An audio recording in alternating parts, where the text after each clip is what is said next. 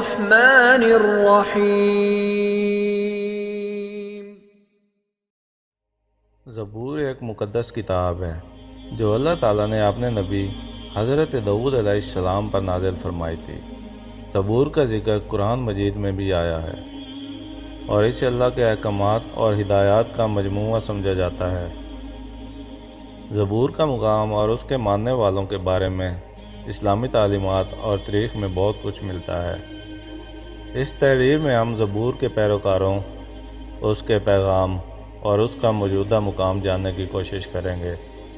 زبور کیا ہے؟ زبور ان 4 اہم الہامی کتب میں سے ایک ہے جنہیں قرآن مجید نے تسلیم کیا ہے۔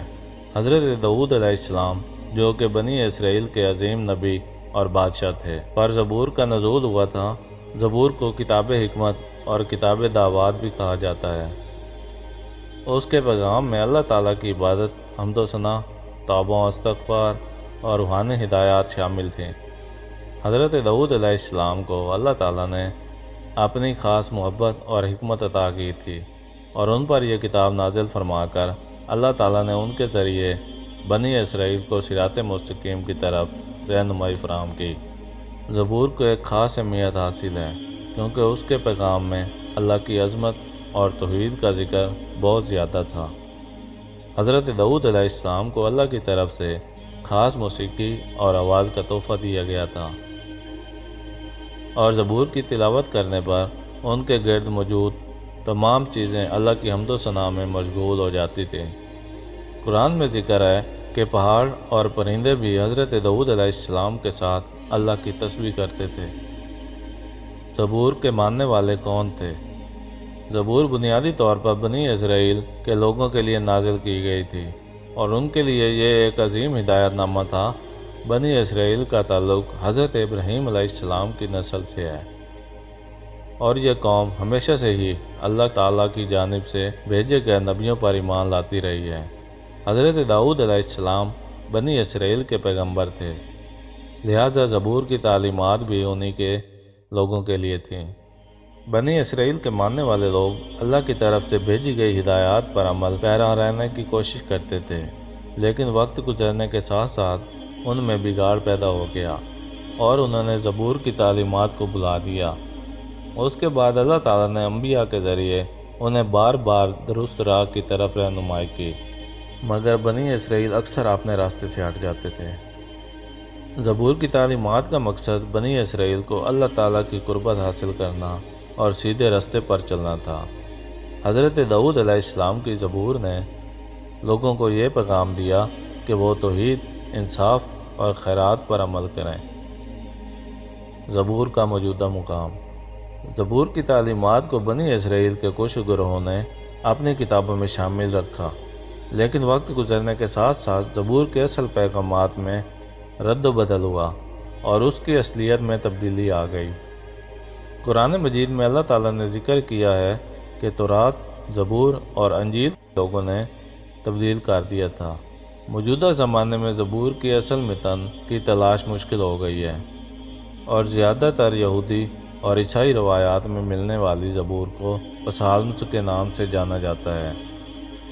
عیسائی مذہب میں زبور کو کتاب زبور کے نام سے بائبل میں شامل کیا گیا ہے، جسے عموماً پالزم کہا جاتا ہے، تاہم یہ بھی مکمل طور پر اصل زبور نہیں ہے کیونکہ اس میں ترمیمات اور تبدیلیاں ہو چکی ہیں۔ قرآن مجید میں زبور کی حفاظت کے وعدے کا ذکر نہیں ملتا جیسے کہ قرآن مجید کی حفاظت کے وعدے کا ذکر ہے، اس لیے زبور میں تبدیلیاں کی گئیں اور اس کے اصل پیغامات کو بگاڑ دیا گیا۔ زبور کی تعلیمات کا اثر اور پیغام۔ زبور کا پیغام توحید، اللہ کی عظمت اور توبہ استغفار پر مبنی تھا۔ حضرت داؤد علیہ السلام کی زبور میں خاص کر اللہ تعالیٰ کی تسبیح اور حمد و ثنا کے کلمات تھے۔ زبور کے تعلیمات میں انصاف، عدل اور انسانی خدمت کا درس شامل تھا۔ اسلام میں یہ مانا جاتا ہے کہ حضرت داؤد علیہ السلام کو زبور کے ذریعے اللہ کی قربت حاصل ہوئی اور اس کتاب کے ذریعے انہیں اپنے لوگوں کو روحانی ہدایت دینے کا موقع ملا۔ زبور کی تعلیمات میں ذکر ہے کہ اللہ کے بندے ہمیشہ اس کی جانب لوٹتے ہیں۔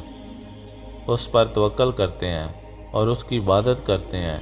یہ پیغام آج بھی مسلمانوں کے لیے ایک سبق ہے کہ اللہ کے راستے پر چلنا اور اس کے احکام کی پیروی کرنا ہی اصل کامیابی ہے۔ زبور کا پیغام قرآن میں بھی زندہ ہے اور مسلمانوں کو اس سے سبق حاصل کرنے کی تلقین کی گئی ہے۔ حضرت داؤد علیہ السلام کا اللہ کے ساتھ تعلق، ان کی عبادت اور ان کی فرما برداری، یہ سب چیزیں زبور میں واضح ہیں اور ہمیں اس سے بہت کچھ سیکھنے کو ملتا ہے۔ اسلامی نقطہ نظر اور موجودہ دور میں زبور کی اہمیت۔ اسلامی نقطہ نظر سے زبور کا پیغام ابھی بھی اپنی اہمیت رکھتا ہے۔ زبور کی تعلیمات ہمیں بتاتی ہیں کہ اللہ تعالیٰ کی عبادت اور اس کی رضا کے حصول کے لیے ہمیں کس طرح کی زندگی گزارنی چاہیے۔ قرآن میں حضرت داؤد علیہ السلام کی زبور کا ذکر ہمیں اس بات کی یاد دہانی کراتا ہے کہ اللہ نے ہر قوم کے لیے ہدایت نازل کی اور اس نے اپنے نبیوں کے ذریعے ہمیں زندگی گزارنے کے اصول دیے۔ اسلام میں زبور کی تعلیمات کا مقام اور مرتبہ قرآن مجید کے ذریعے زندہ ہے۔ قرآن میں زبور کے پیغام کو بنیادی طور پر توحید اور اللہ کی عبادت کی بنیاد پر سمجھایا گیا ہے، جو لوگ ہر الہامی کتاب کا بنیادی مقصد ہے۔ زبور کا ذکر ہمیں یہ بھی سکھاتا ہے کہ ہمیں اللہ کے احکام اور اس کی ہدایات کو کبھی نظر انداز نہیں کرنا چاہیے۔ زبور کی موجودہ حالت اور عیسائیت و یہودیت میں مقام۔ زبور کو عیسائیت اور یہودیت میں ایک الگ نقطہ نظر سے دیکھا جاتا ہے۔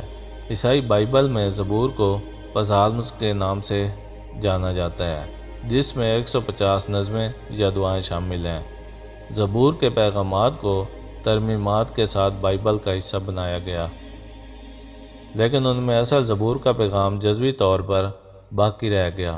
یہودی مذہب میں بھی زبور کو ایک مقدس کتاب سمجھا جاتا ہے، لیکن اس میں بھی تبدیلیاں کی گئیں اور اسے اصل حالت میں محفوظ نہیں رکھا گیا۔ زبور کا اثر اور اس کی تعلیمات کا خلاصہ۔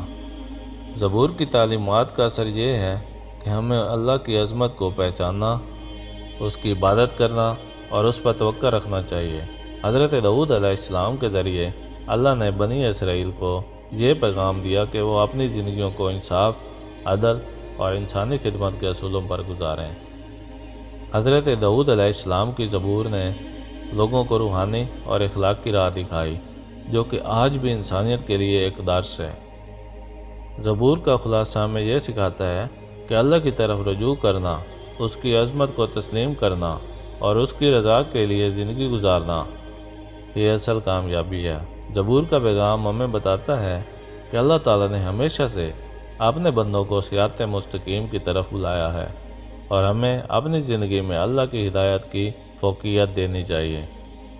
زبور ایک ایسی الہامی کتاب تھی جو حضرت داؤد علیہ السلام کی عظیم حمد و ثنا، تسبیح اور دعاؤں کا مجموعہ ہے، جو ہمیں اللہ کی عظمت اور اس کی رحمت کی یاد دلاتا ہے۔ اس کے پیغام میں موجود عدل، انصاف اور ایمان کی تعلیمات آج بھی ہماری زندگیوں کو مثبت اور روحانی طور پر مضبوط بنا سکتی ہیں۔ تو دوستوں، اپنا بہت سارا خیال رکھیے گا۔ ملتے ہیں اگلی ویڈیو میں، تب تک کے لیے اللہ حافظ۔